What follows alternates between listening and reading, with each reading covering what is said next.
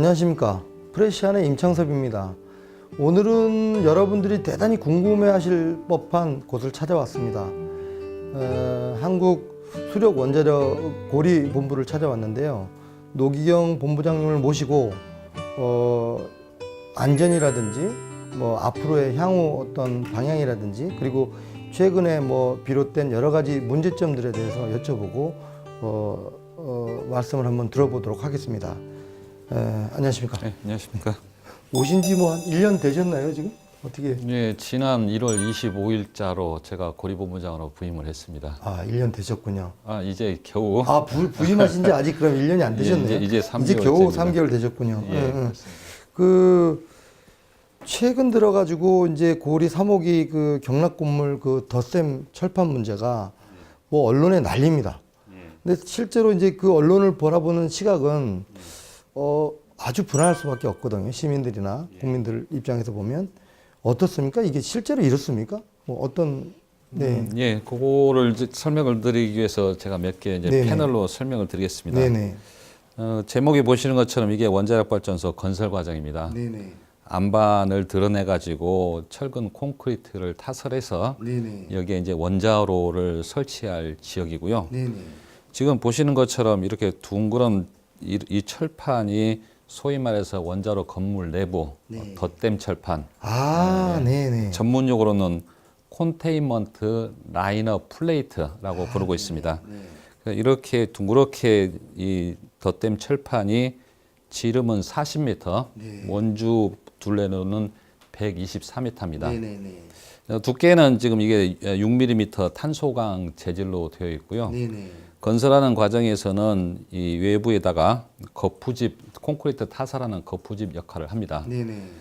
그렇게 해서 외부에 1.2m의 철근 콘크리트 건물을 서서 이렇게 지어가면서 한 단 한 단 올립니다.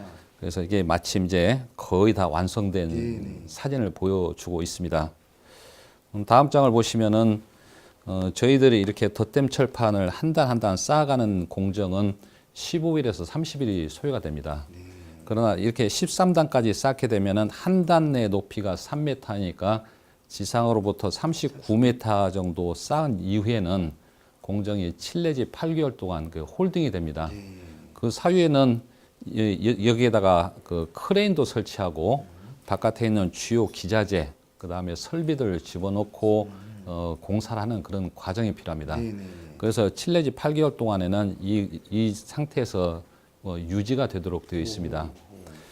지금 이 부분이 지금 현재 언급이 되고 있는 덧댐 철판의 문제점으로 말씀을 드릴 수가 있는데 이 약간 블루색으로 표시된 이 부분이 지금 조금 전에 말씀드린 덧댐 철판이고요. 이 부분은 1.2m의 철근 콘크리트입니다. 그래서 이 틈새로 빗물이나 기타 염분이 포함된 물들이 들어가 가지고 장기적으로 철판 두께가 얇아지는 현상이 있었습니다. 그래서 이제 저희들은 앞으로 이 부분이 어느 정도 될 것이냐를 계속 초음파 탐상 검사를 하고 있습니다. 지금까지 대략 한 28만 개소를 꾸준히 모든 용접부를 통해서 지금 검사를 하고 있습니다. 그리고 지난 한 달 전에 보도된 바처럼 그 당시 보도된 곳에는 127개소의 철판이 문제가 있었다고 말씀을 아마 들으셨을 것 같은데 저희들이 통상 두께는 6mm 철판을 사용하고 있고 5.4mm 이하인 곳이 67개소, 그다음에 5.4에서 6.0인 개소가 한 60개소 그렇게 확인이 됐습니다.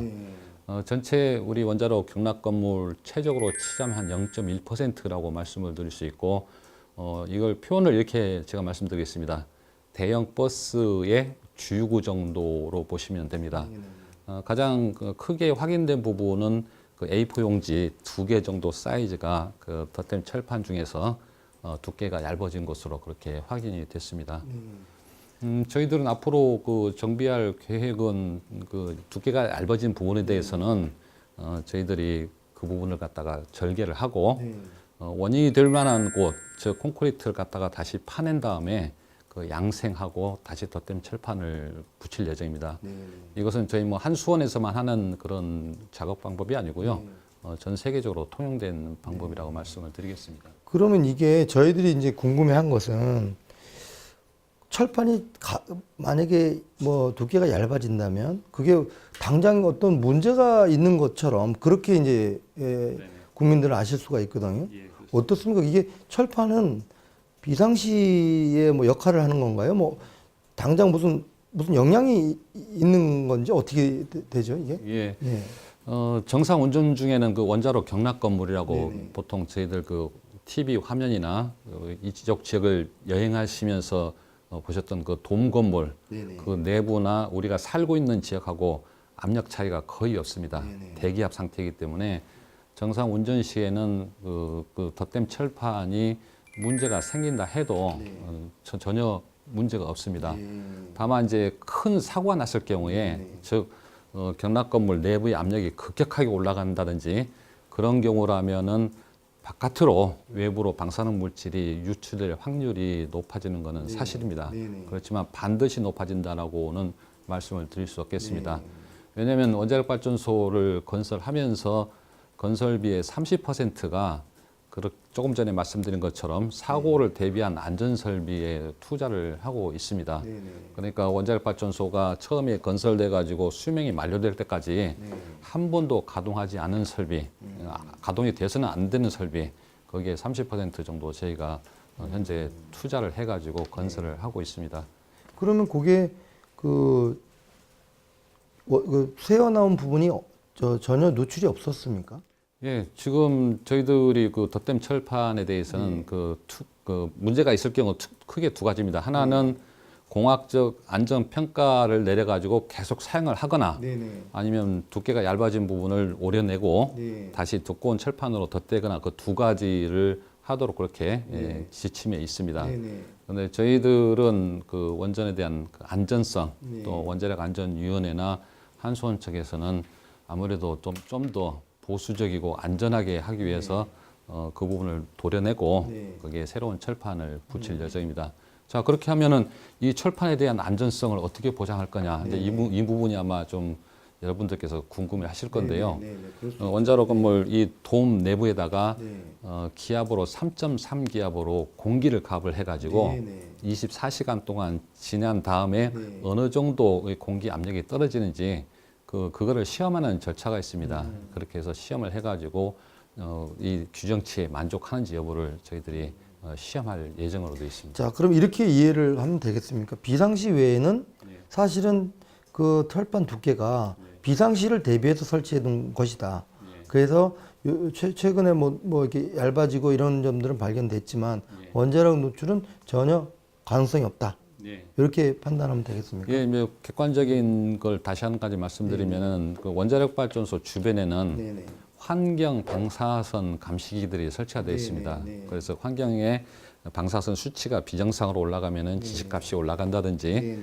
이런 설비들이 많이 설치가 되어 있습니다. 그거를 한수원에서 뭐 단독으로 운영하게 되면 객관성 문제가 따르기 때문에 민간 환경 감시센터 네네. 거기에서 자료를 똑같이 받아보고 있고 네. 주재관에서도 계속 모니터링을 하고 있습니다. 네네네. 그래서 그런 문제는 없었다고 말씀을 네. 드립니다. 그럼 그게 지금 수십 년 동안 사용해 오면서 이제 발생을 한 걸로 보이는데 앞으로 지어지거나 뭐 새로 지어진 것들은 어떻습니까? 그거는 그런 시설을 같은 적용을 해서 지어집니까? 어떻게 됩니까? 예, 지금 마침 이 그림이 있어서 말씀을 드리겠습니다. 지금 문제가 됐던 부분은 그 웨스팅하우스 원전이라 해가지고 고리 3, 4호기, 그다음에 한빛 1, 2호기에 해당이 됩니다.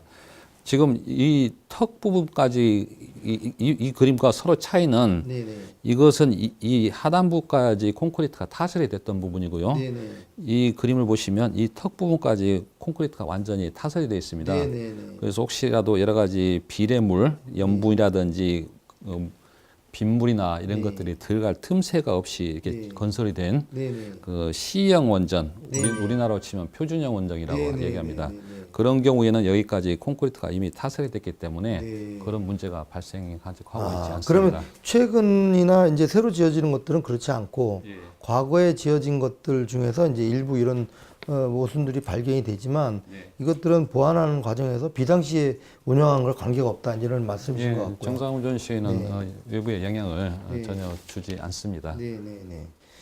그리고 저희가 그 최근에 영화도 막 보고 하다 보니까 이제 많은 그 국민들이 냉각제다 이게 뭐 엄청 그 잘못 뭐 위험한 거로 인식을 하고 있어요.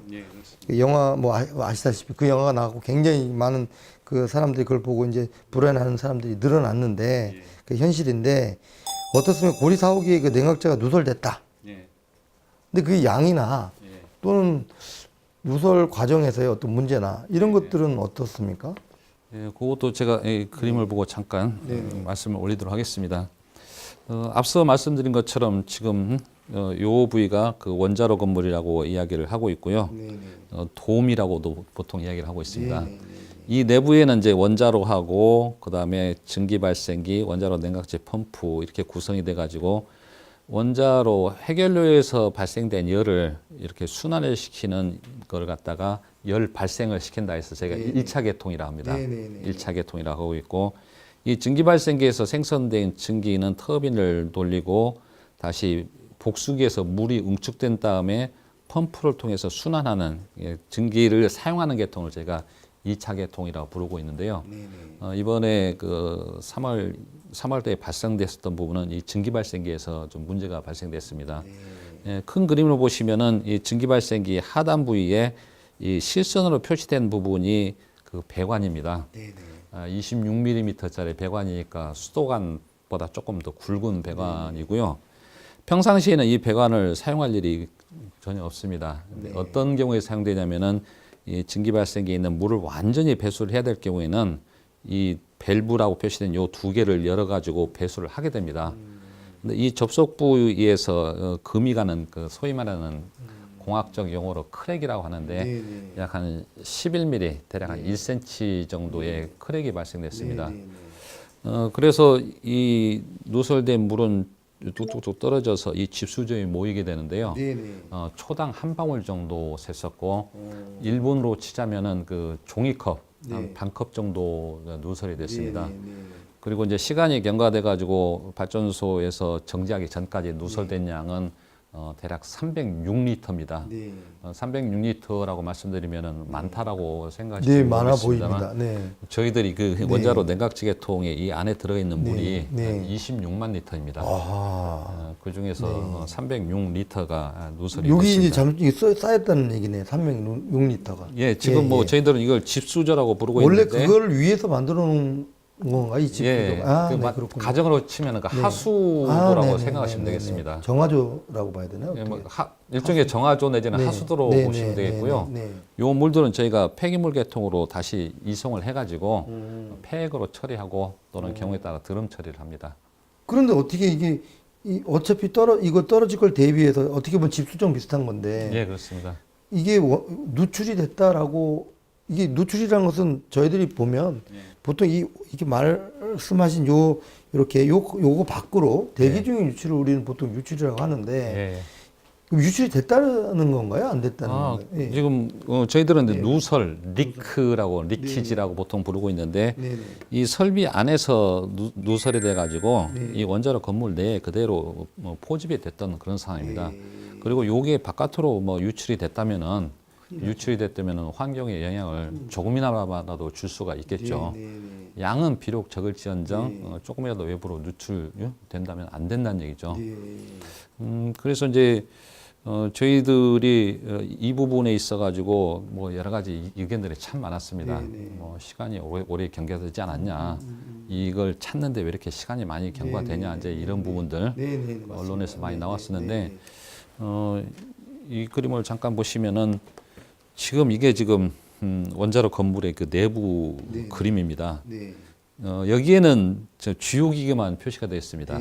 그렇지만 여기에는 파이프도 있고 케이블, 기타 주요 설비들이 엄청 많습니다. 엄청나겠죠. 이 그림을 보시면은 본부장님께서는 이 짐작을 정확히 못 하시겠지만 제가 예를 들어서 말씀드리자면은 1층에 2가구씩 사는 아파트, 그 22층이면은 44가구가 삽니다. 32평형으로. 그런 아파트 5동으로 치자면은 아마 220가구, 네네. 32평형 아파트 220가구 정도 해당되는 이게 최적입니다. 그러니까 발전팀에서 누설이 되면은 이런 곳곳을 다니면서 어느 곳에서 새는지 일단 확인을 해야 됩니다. 그 대단한 일이네요. 네. 네. 그리고 여기에는 이제 원자로 냉각제 계통도 있지만 조금 전에 말씀드린 대로 급수 계통, 네. 또 발전소에 화재가 나면 화재를 소화시키는 소화 계통도 있고 온도를 유지시키는 냉수 계통, 기계를 냉각시키는 기계 냉각수 계통 등 다양한 계통이 이 안에 들어 있습니다. 그래서 어느 부분에서 누설이 되는지를 먼저 진단을 하고 네. 그리고 나서 이 내부에는 사실 좀 방사성이 높은 곳이 있습니다. 네. 거기를 들어가서 진단하려면은 작업 계획서를 써야 되고 또 미리 사전에 방사능을 측정하는 네. 그런 행위들을 해야 됩니다. 그래서 당연히 좀 시간이 좀 소요가 될 네, 수밖에 없었다고 말씀을 드리고요. 원자력 냉각제 하면 뭐 대부분 여러 사람들이 대단히 위험하다라는 게 일단 선입견 맞습니다. 저희들도 완전 안전하게 또 완전하게 이렇게 관리를 해야 되는 것도 맞고요. 네. 그리고 이 원자력 냉각제 계통의 방사능이 저희들 이렇게 말씀을 드리겠습니다. 작업자도 작업을 하다 보면은 뭐 몸에 튈 수도 있고 손에 묻을 수도 있습니다. 그걸 방지하기 위해서 여러 가지 장갑도 끼고 그런 거 있지만 혹시라도 손에 묻으면은 흐르는 물에 씻으면은 충분히 제염이 될 정도로 방사능 수준이 아주 낮습니다. 이 내부에 말씀하시는 거네. 원자로 냉각제라고 말씀드렸죠. 냉각제. 냉각제가 그렇습니다. 냉각제 자체가. 예. 그러면 이건 여담인데요. 그 우리 영화에서 보면 그 냉각제라고 얘기해야 되나요? 그게 막 쏟아지면서 그 안에 들어가서 그걸 막기 위해서 뭐 이렇게 막 이런 그 장면들이 나온단 말이죠.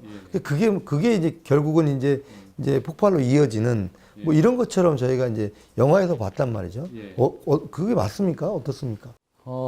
판도라 영화에서 뭐 이미 잘 알다시피 뭐 사용연료 제장소에 주인공이 들어가지고 그 시설을 폭발을 시켜가지고 발전소를 구한 것처럼 되어 있지만 사실은 사용연료 제장소에는 그 영화에서 보는 것처럼 그렇게 밑에는 공간이 없고 지상에 아주 견고하게 져졌습니다. 그래서 그거는 불가능하다고 말씀을 드리겠습니다. 그럼 냉각제가 그렇게 많이 유출될 가능성은 전혀 없는 거로 봐야 되나요? 지금처럼 조금 전에 말씀드린 대로 종이컵 반컵 정도 누설이 된다면 그게 몇 시간 얼마 정도나 나온 게 그 정도? 306리터 정도 유출이 누설이 됐었고요. 그 부분에 있어서는 뭐 예를 들어서 그냥 사고가 그 원자로 냉각제 주배관이 엿가락처럼 뚝 떨어지는 사고, 뚝 떨어지는 사고가 났을 경우라면은 줄줄 새버리는 거고. 공학적 안전 설비가 동작을 해가지고 뭐 여러 가지 펌프들이 많이 있습니다. 그런 설비들이 자동으로 가동을 해서 발전소를 안정 상태를 유지하도록 그렇게 디자인이 되어 있습니다.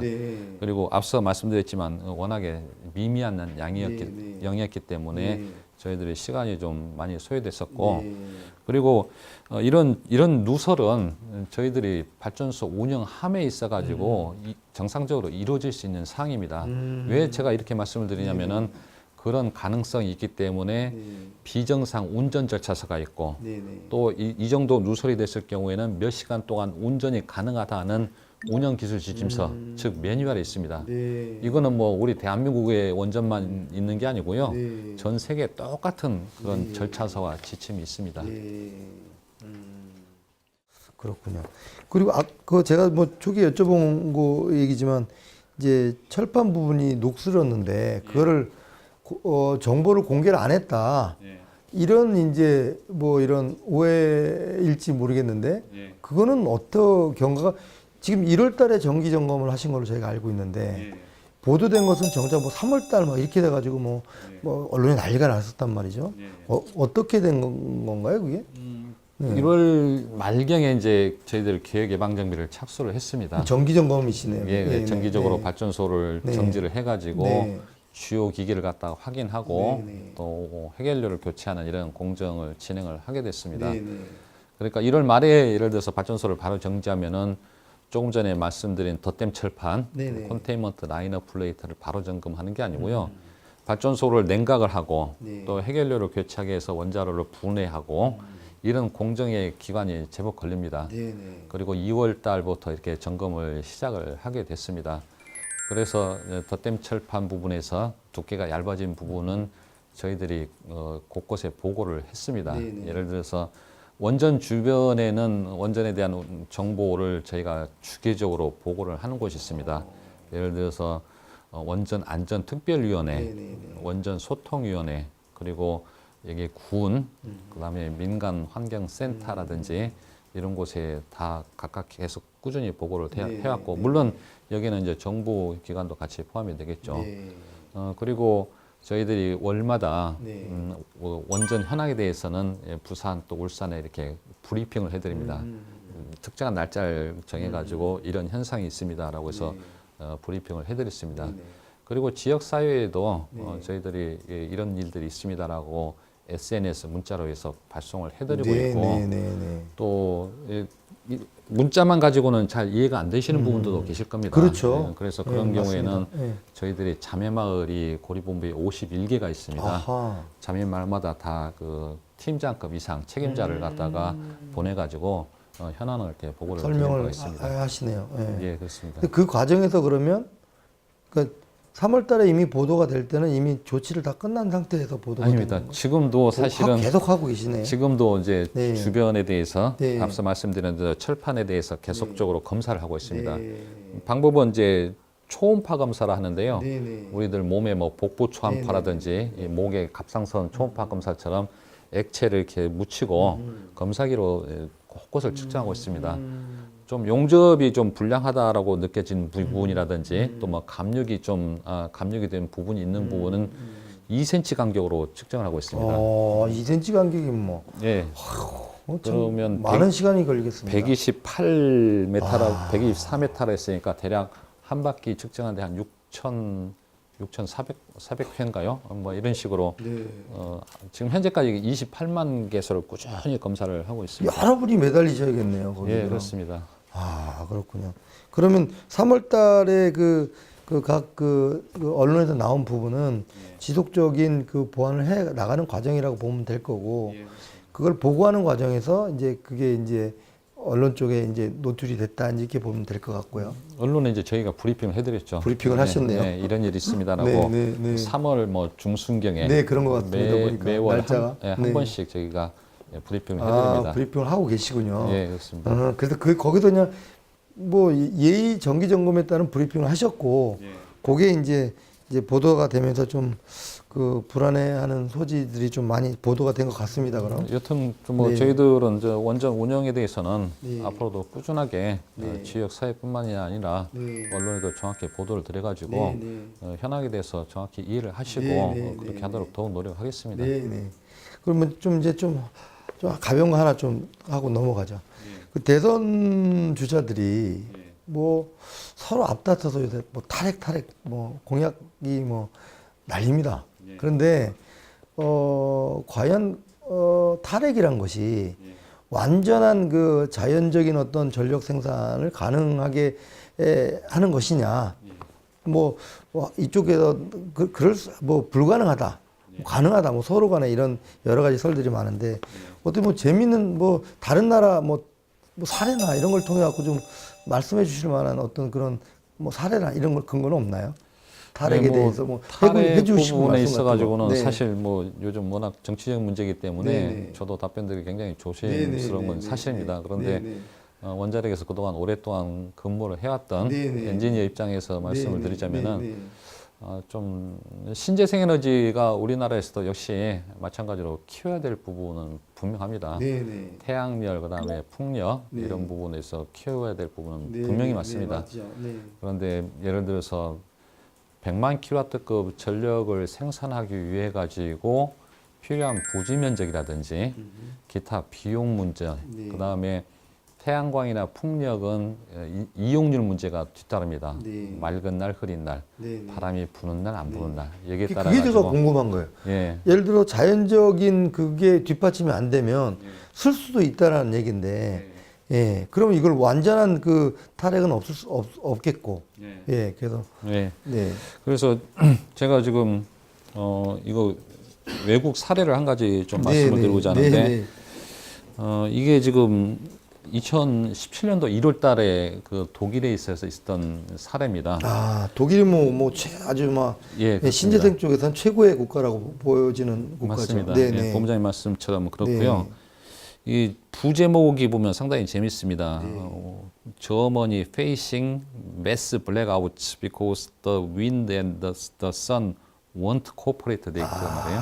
이 말은 무슨 말이냐면은 바람하고 태양이 협조를 해주지 않아 가지고 독일이 대규모 정전에 직면할 뻔했다라는 그런 기사입니다. 그래서 독일의 경우에는 신재생 에너지, 우리나라로 흔히들 이야기하는 태양열하고 이 풍력의 그 전력계통 설비 용량 점유 비율이 43%입니다. 엄청나죠. 예. 그런데 이 기사거리처럼 이 태양열하고 이 풍력 때문에 이때 실제 전기 생산은 5%가 채 안 됐었습니다.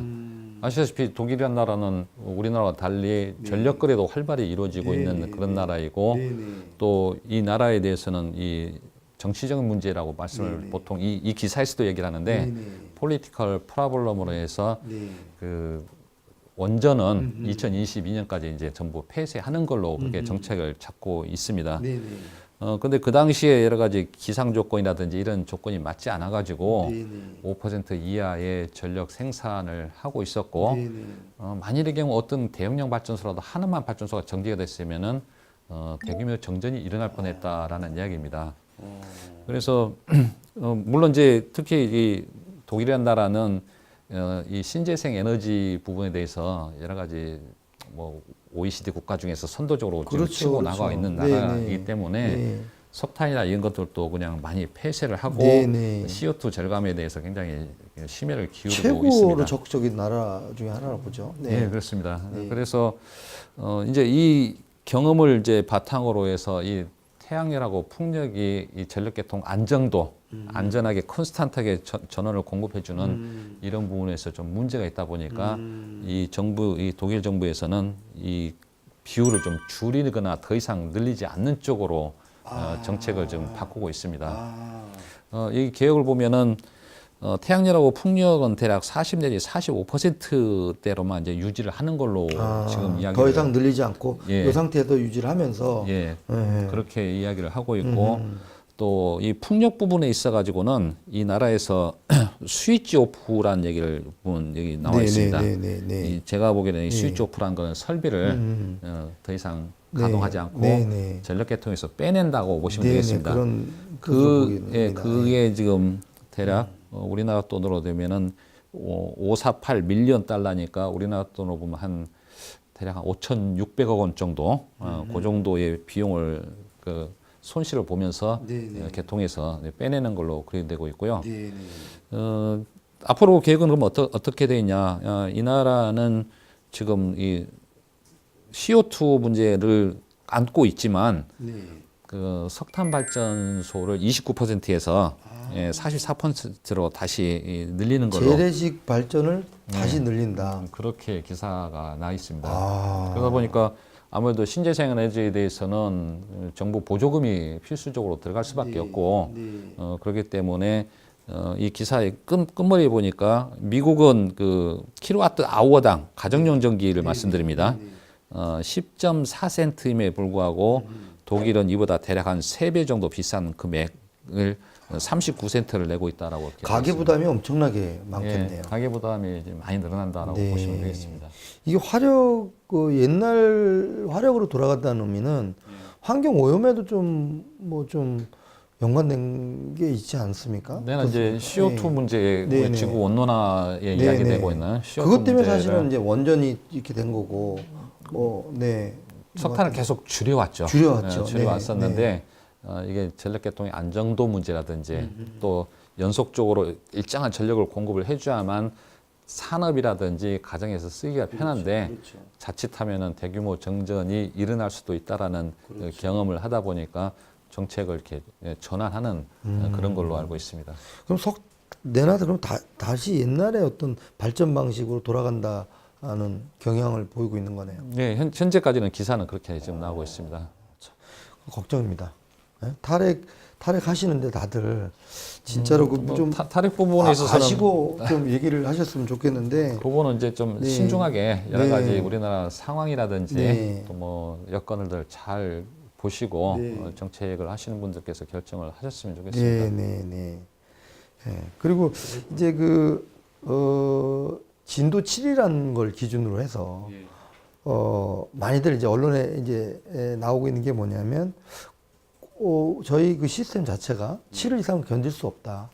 그럼 7이라는 게 뭐 오면 이제 뭐 완전히 뭐 일본이나 뭐 어디처럼 뭐 난리가 날 수도 있는 거 아니냐 이런 그 우려가 많습니다. 어떠십니까? 그거에 대해서? 지금 우리 신고리 3, 4호기는 진도 7까지 네. 견디도록 설계되어 있다. 네, 네. 그다음에 그 외 발전소는 진도 6.5까지 견디도록 설계되어 있다. 이런 부분은 뭐 그동안에 네, 네, 언론을 많이 계속 나왔죠. 통해서 보도가 네, 됐던 네, 네. 부분이고요. 네. 만일의 경우 진도 7.0의 지진이 네. 리히터 스케일로 네, 네. 이쪽에 왔을 경우 어떻게 될 것이냐. 네. 저희는 발전소가 진도 6.3이나 6.4가 되면은 발전소로 자동으로 정지시키는 시스템을 후쿠시마 사고 이후에 설치를 했습니다. 네, 네, 네. 그래서 어느 정도 지진이 높게 오면은 네. 발전소가 자동으로 정지가 되고 보통 진도 7, 뭐 진도 6.5라는 얘기를 흔히들 이야기하고 있습니다만 네, 네. 2011년도 후쿠시마 사고 때의 그 예를 들어서 잠깐 네. 말씀을 드리겠습니다. 후쿠시마 사고 있을 경우에도 진도 9.0의 지진이 발생이 됐었는데 그때 일본에 있었던 주요 원자력 발전소의 설계 지진값이 진도 7.1, 7.2 정도였었어요. 네. 그런데 다른 발전소도 다 문제가 없었습니다. 네. 10기가 그 당시에 자동으로 네. 우리 대한민국처럼 고지진에 의해서 발전소가 자동으로 정지가 됐었고 네, 네, 네. 그러면 발전소가 뭐 지진이 9가 왔는데 7이면 뭐 무너지거나 그런 건 그렇죠. 전혀 네. 없었습니다. 없고. 다만 후쿠시마는 왜 이런 문제가 있었냐? 지진에는 영향을 받지 않았지만 네. 뒤이어서 오는 쓰나미가 쓰나미 때문에. 쓰나미가 주요 기기를 다 침수를 시켜가지고 전원 공급이 안 돼서 노심이 용융이 되고 이런 큰 사고가 났었다라고 말씀을 드리겠습니다. 그래서 일본의 예를 들어서 말씀드린다면은 예를 들어서 지진이 그보다 7.0보다 9.0이면은 보통 우리가 생각하기로는 숫자로 치면 2입니다. 네. 그렇지만 지진 7하고 지진 8하고의 에너지 차이는 31.6배. 또 어마어마하죠. 8하고 9하고는 또 31.6배입니다. 어마어마하죠. 네. 그러니까 진도 7하고 9하고의 에너지 차이는 거의 900배가 넘은 에너지가 들어왔다는 얘기죠. 네, 네. 그 상황에서 원전은 안전하게 형상을 유지를 했습니다. 그래서 우리가 뭐 지진 6.5까지 설계됐다. 7.2 들으면 어떻게 할 거냐. 저희들 지금까지 판단하고 분석한 결과로는 발전소를 안전하게 냉각하는 설비, 발전소를 안전하게 유지하는 설비는 지진 한 8 내지 9까지도 견디도록 설계가 되어 있습니다. 그래서 그 그렇게 일본 사례에서 잘 볼 수가 있네요, 그런 걸. 이제 쓰나미가 왔느냐 안 왔느냐에 따라서 예, 대부분의 원전이 다 안전했고 네, 9까지 왔었어도 예, 그런 말씀드리고 굉장히 안심이 됩니다. 예, 진짜로. 그래서 뭐 지진이 7.0이 오면은 일부 기기는 여러 가지 프라블럼 네. 문제를 일으키는 설비도 있을 수 있겠습니다. 있겠죠. 네네. 그렇지만 발전소를 안전하게 네. 냉각하고 유지하는 설비는 핵심 장비들은 그보다 네. 더 높게 설계가 네. 되었다라고 말씀을 드리겠습니다. 좀 안심이 됩니다. 말씀 진작 좀 찾아뵙고 이런 말씀 좀 듣고 좀 기사도 좀 이렇게 낼 거를 좀 잘못했다는 생각이 좀 듭니다. 그 소포제 얘기 한번 해보시죠. 소포제가 그 뭐 거품을 없애는데 소포제가 이용될 수밖에 없지 않느냐. 그럼 지금도 쓰지 않느냐. 뭐 환경 오염의 문제가 있고 해양 오염의 문제가 있기 때문에 어떻습니까? 지금 현재 소포제를 사용하고 계신가요? 어떻습니까? 그 보도 이후에. 뭐 결론적으로 말씀드리면 2016년도 8월 3일 이후에는 네. 사용을 하고 있지 않습니다. 아, 그렇습니까? 네. 그럼 새롭게 어떻게 대체할 만한 게 있었나요? 지금 소포제 문제는 네. 저희가 원자력 발전소뿐만이 아니라 화력 발전소도 네, 네, 마찬가지고 맞습니다. 네. 발전소가 주로 그 해변가에 네, 이렇게 저희들이 건설해서 운영을 합니다. 네, 그럴 수밖에 없죠. 물 때문에. 네, 그렇습니다. 네, 네. 냉각수 네, 문제 네. 때문에 그렇고요. 네, 네. 냉각수를 바다에서 취수를 해가지고 저희들이 복수기라는 곳에서 사용하고 다시 바다로 되돌려 보내는데 그런 과정에서 대략 한 7 내지 8도 경우에 따라서는 한 10도 가까이 온도가 올라갑니다. 그리고 나가는 물이 평평하게 바다 쪽으로 내보내면은 별 문제가 안 그렇죠. 되겠지만 거품이 날 수밖에 없죠. 펌프를 통해서 보내고 펌핑하니까. 네. 또 낙차가 있다 보니까 이제 거품이 좀 네, 발생이 네. 됩니다. 근데 이제 이런 것들이 거품에는 사실 또 뭐 물의 온도차 또는 이 물이 부딪힘 네. 또는 여러 가지 구조물의 부딪힘에 의한 네, 거지만 낙하하는 과정에서. 예, 네. 거품이 발생되다 보니까 아무래도 주변에 거주하시는 이제 어민이라든지 네. 지역민들께서는 굉장히 좀 불쾌하게 생각하시는 건 당연합니다. 그래서 이제 그거를 이제 없애기 위해서 소포제를 저희가 투입을 했었는데 소포제가 우리가 보통 일상생활에서도 많이 사용이 되고 있습니다. 음식이라든지 네, 네. 다 화장품 맞습니다. 이런 것에도 네, 네. 사용이 되고 네, 있고 네. 저희들도 뭐 원자력 발전소를 운영하면서 지역 환경에 영향을 주는 일이 없도록 네. 규정치보다 예를 들어서 한 5,000분의 1 정도, 네, 네. 그 정도 이제 소량이 이제 포함이 돼서 네, 네, 네. 유출이 됐었고, 네. 여기 대해서 이제 유해성 논란이 작년에 불거져 가지고 작년 8월 3일 이후부터는 전혀 사용을 하고 있지 않습니다. 네. 소포제가 그렇게 뭐 거품 죽이는 역할 외에 뭐 별다른 역할을 굳이 써야 될 이유는 없겠다, 그죠? 그래서 네. 저희들도 앞으로 그러면 이 거품이 그래도 발전소에는 조금씩 나오고 있는데, 그 거품은 그러니까 유해한 것이 아니고 예, 그냥 미관상으로 무이관상 불쾌한 불쾌한, 것이다라고 본다면, 예. 그런데 지금은 현재는 어떻게 처리하고 계신가요? 예, 그래서 물이 배출되는 쪽에는 저희들이 이렇게 그물망을 쳐놔가지고 아. 그걸 지금 가둬놓고 있습니다. 아. 그리고 이걸 어떻게 근본적으로 해결할 건지 여러 가지 다각도로 해외 사례도 수집을 하고 있고, 네. 해외는 어떻게 하고? 해외는 그냥 예를 배출하고 들어서 있나요? 해외는 어떻게 해요? 도수로를 이렇게 잔잔하게 도수로처럼 나간 데는 또 이런 문제가 아. 별로 문제가 안 되고 네, 있습니다. 네, 근데 네, 우리는 네. 발전소 그럼 거품이 없어질 테니까. 예, 네. 잔잔하게 이렇게 도수를 만드는 경우는 또 괜찮은데 저희는 이제 물이 급격하게 이렇게 나가다 보니까 네, 네. 그런 문제가 있어가지고 해외 사례도 좀 보고 있고, 네. 또 환경에 전혀 영향을 주지 않는 그런 건 없는지 네. 그것도 계속 찾아보고 있는 중입니다. 네. 그러면 그 거품이 환경에 전혀 문제가 없다.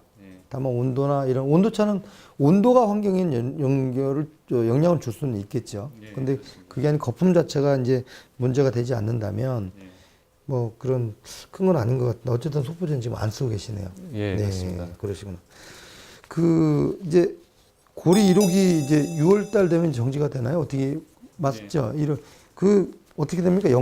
지금 절차가 어떻게 지금 진행되고 있나요? 6월 18일이면 이제 고리 1호기가 연구 정지에 들어가게 됩니다. 그래서 앞으로 계획은 연구 정지를 대비한 준비 기간이 있습니다. 여러 가지 절차서를 만든다든지 계획을 세우는데 한 2년 정도가 소요가 되고 있고 현재 진행 중에 있습니다. 그렇게 되면 원자로에서 연료를 다 꺼내 가지고 네, 그게 저희들이 제일 궁금한 거죠. 사용 후 연료 저장소에 이렇게 집어넣습니다. 네, 네. 그래서 사용 후 연료 저장소에 집어넣어 가지고 냉각하고 보존하는데 5년 동안 있어야 됩니다. 대략 한 5년 정도를 보관하게 되면은 원자로에 있었던 연료, 사용 후 연료에서 나오는 열량이 한 99%는 다 제거가 되고 한 1% 정도 이렇게 남아 있는 걸로 추정을 하고 있고, 원자력 법에도 5년 이상 보관을 하도록 의무 기간을 의무를 요구를 하고 있습니다. 어디다 보관하나요? 사용 후 연료 저장소라는 풀장에 넣어놓습니다. 아, 그게 어디 있나요? 발전소의 네, 부속 설비에 부속 시설에 들어가 있습니다. 그렇게 해서 5년을 보관하고 나서 그 다음에 주요 계통을 이제 저희들이 하나씩 분리하고 제거를 해야 되는데 재염하고 설비 철거하는데 한 6년을 보고 있습니다.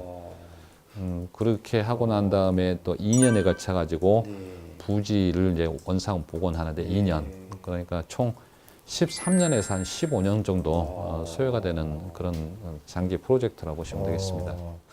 그 또 하나 궁금한 고리 1호기가 멈추면 거기에 따른 전력 뭐 공급 계획이나 이런 건 어떻게 됩니까? 뭐 모자르거나 뭐 이럴 가능성은 없나요? 어떻습니까? 지금 뭐 그런 부분은 이제 산업부에서 전반적인 큰 그림을 그려가지고 뭐 꼭 원전을 예시를 하지 않고 뭐 화력발전소라든지 이런 부분에서도 계획을 삼고 있습니다.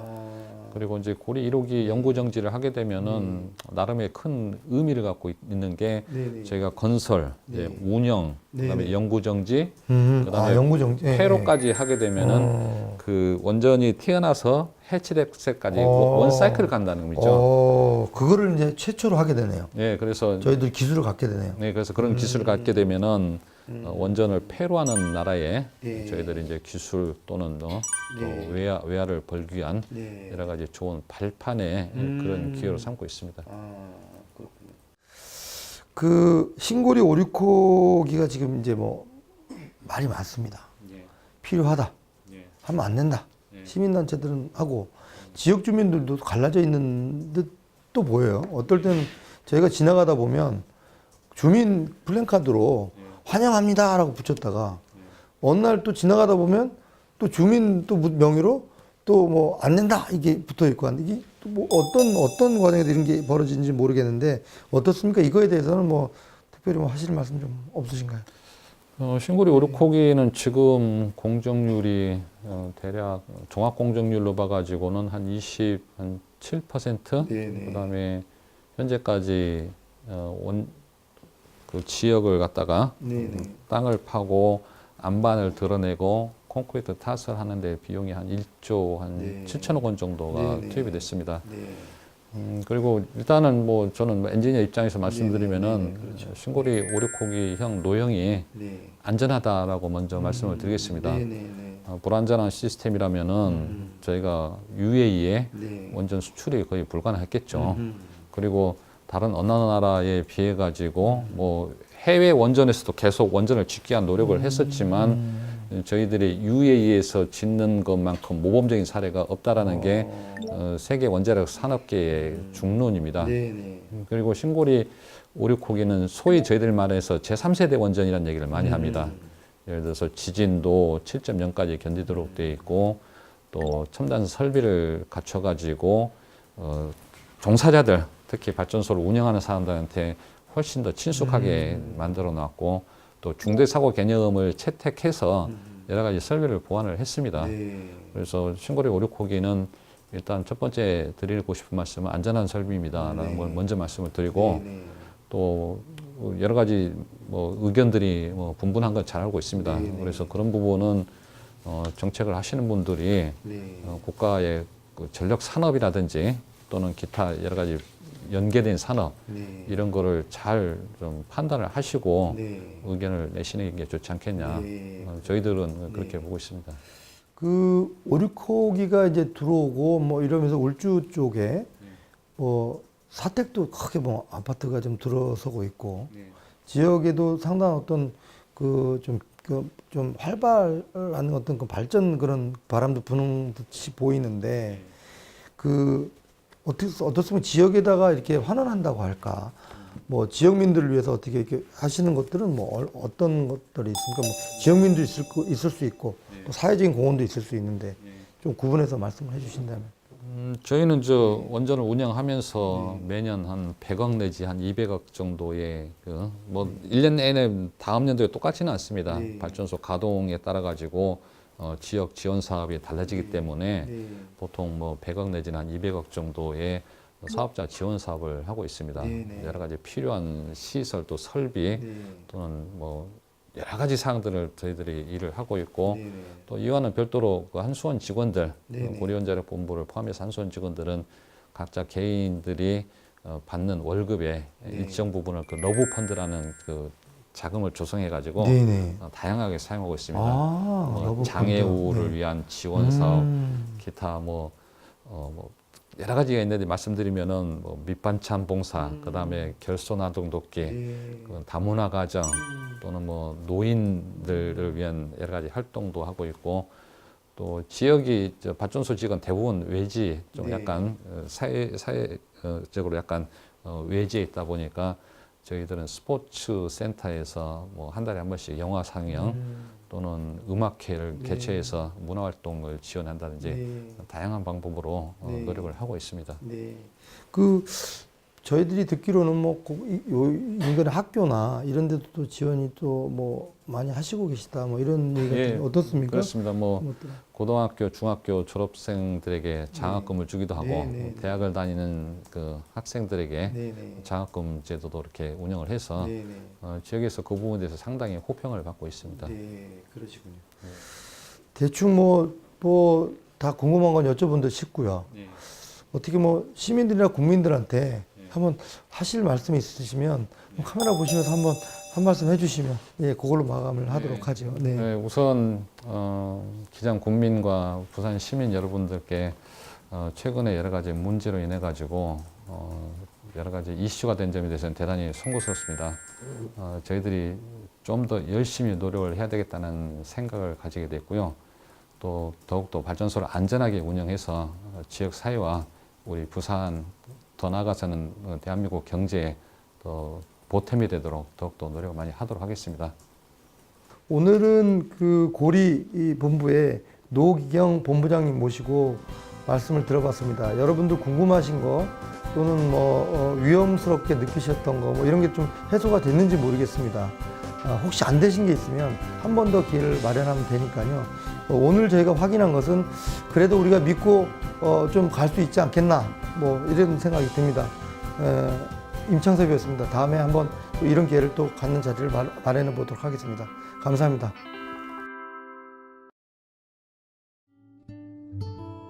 정말 옳은 사람이 내려왔다. 이 지역을 위해서는 자기 공무 직무에 어떤 100% 완성하는 성실한 거야. 그것이 그러고 이제 하위직이나 동료들인데는 최선을 다하고 배려를 하면서 소통하면서 함께 하는 사람.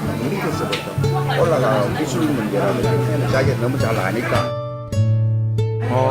사고가 없었어. 내가 할 때는 한 3년을 같이 그 중거리가 그래 모범이 됐다는 거지. 진짜 미국식 그런 내가 기억을 해요. 그런 시기를 가지면서도 아주 하이직의 어떤 그 생각과 많이 한 사람.